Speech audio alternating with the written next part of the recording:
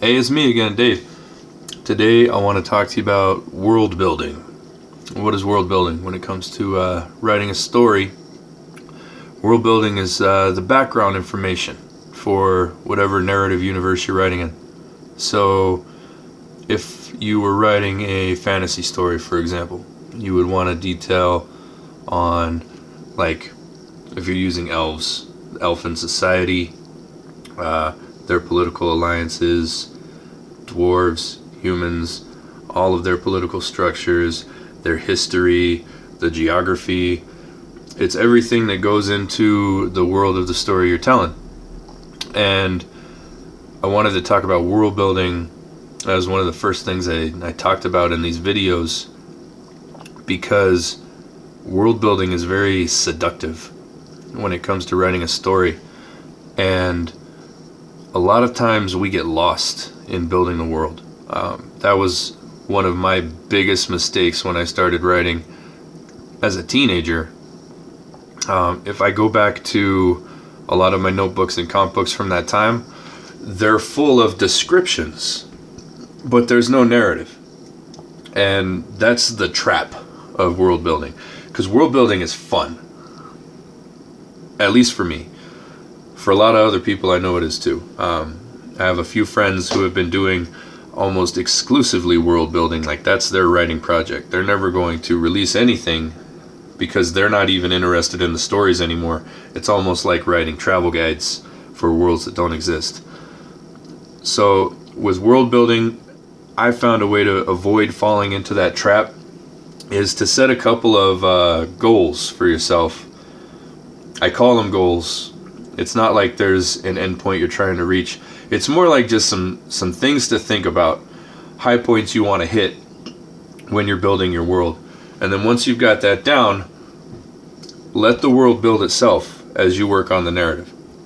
So a few things you want to consider when you're building a world. If it's like a science fiction type of thing, if it's another planet, you're going to want to think of the cultures on that planet, not just a single one. People fall into the what's called the world of hats trope, right? Star Trek does it a lot, and they're iconic, but it also becomes problematic when you have a race, for example, Star Trek's Ferengi. The entire race of Ferengi is greed-based. They're all centered around profit. That is their religion. Everyone speaks the same language. It happens with the Klingons too. Warrior culture, dishonor, all of that. You ever think about, like, it's a whole planet. There are whole continents. It's one of the problems with our human brains. We have trouble thinking on such a big scale. But think about Earth. There are 7 billion people on Earth. There's more than that. I'm estimating. 7 billion people on Earth, right?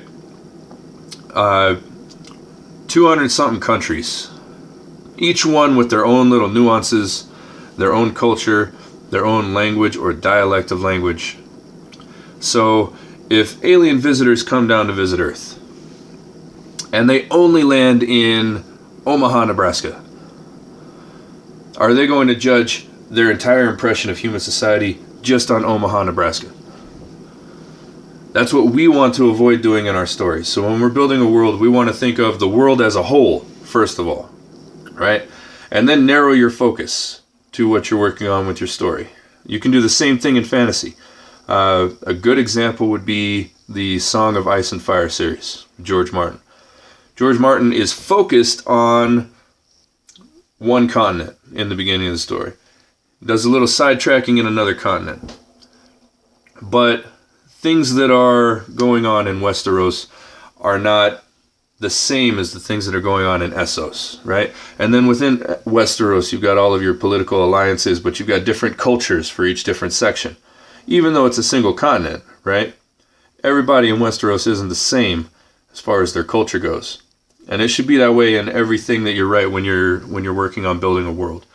So the human society in, say, the north of your story is not going to be the same as the human society slightly to the east of them. And when you think about political alliances, think about things like European history, how many small kingdoms there were, how many feudal lords there were, and how each one had their own set of rules, their own things that they were concerned with, their own way of treating their serfs. There were kinder lords, there were more brutal lords. This applies to whether it's a fantasy story, whether it's a science fiction story, whether even it's a, let's say like you're doing like an urban fiction kind of thing. A person from Omaha, Nebraska isn't automatically going to act like a person from Michigan or New York or New Jersey. It's not all the same, right? We know that, but we fall into the trap when we're writing if we start to world build and we don't put enough detail and thought into it. We start to sort of narrow it down. So instead of, I'll go back to New Jersey, instead of New Jersey being an example of one small section of a planet, the whole planet's New Jersey, right? We don't want that. So think about the different cultures, alliances, histories that have gone on before your story started. How does that inform what your characters are doing? The second thing you want to think of is, how do people communicate? Because language, and I'm going to do a video on language later. I have a lot to say about language. As a linguist, language is very important to me. I have a lot of thoughts on it. We'll get to language later, but the brief thing I want to think about language when you're doing your world building: what different languages do people speak? How has their history with each other influenced those languages? What are the political connotations of using certain languages?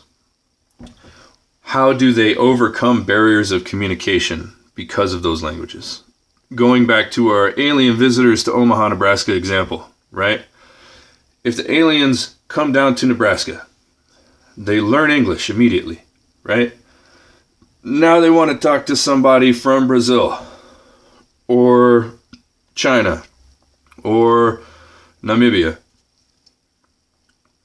Already, what language they use, if you know anything about our news cycle and the politicization of everything, you'll know that their choice of who they want to speak to and what language they want to use when speaking to them is a political decision.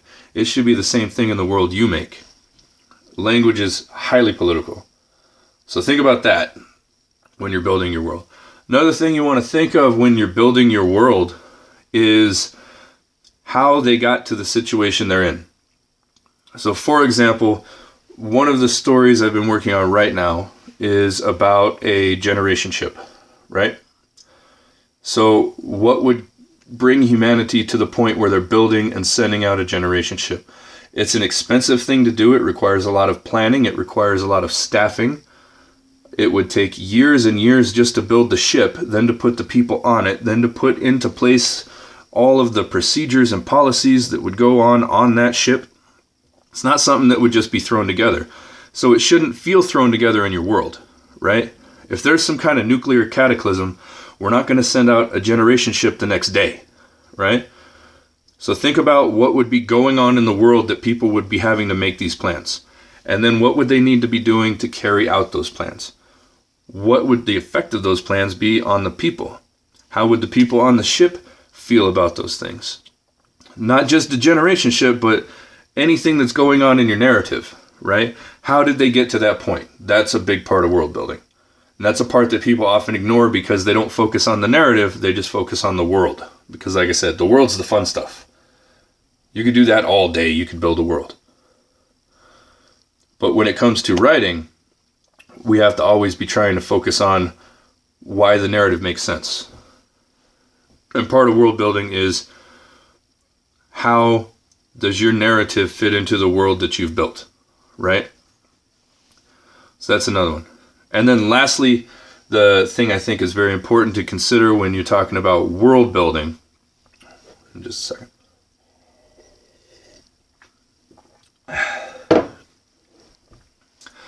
So a thing to consider about world building, after you've done all of the other steps, after you've considered how your narrative fits into the world, you need to consider the ramifications on the world, right? One of the big problems I have with something like Star Trek. I love Star Trek. I'm a big Star Trek fan. I watch Star Trek in my free time. I talk about Star Trek online. Star Trek's always been a big part of my life. But one of the problems I have with Star Trek is that, at least for the majority of the series, nothing in the series has mattered to the greater world, the greater narrative world, because, it's a bunch of worlds, it's Star Trek. So if something happens in one episode, they have that reset button at the back end of the episode, right? Everything goes back to normal. If they found a way to travel 10 times their normal speed, right? At the end of the episode, it doesn't matter. For whatever reason, it's not going to work, and they'll never bring it up again. If they do bring it up again, it's only because something similar happened, and they reference how it didn't work anymore the last time.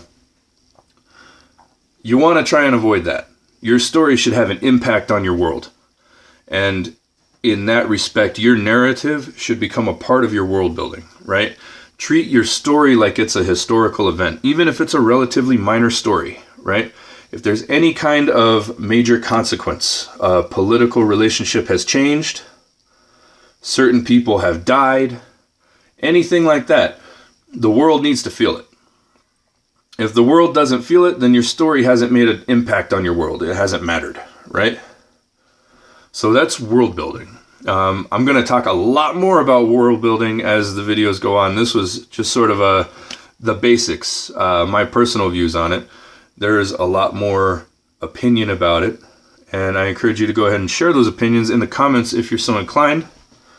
Otherwise, if you enjoyed this video, if you enjoyed me talking to you, please hit the like and subscribe. You'll get notified of all my videos if you have that little bell icon. It tells you when I post new stuff. Make sure to check out the Patreon. That's where I publish all of my works. I've got a story coming up in about 2 days. That's a Friday. And I'll be posting it directly onto the Patreon, free of charge. But there are subscriber exclusives on there as well, if you feel so inclined. Thank you for watching my video, and I want you guys to have a great day. Goodbye.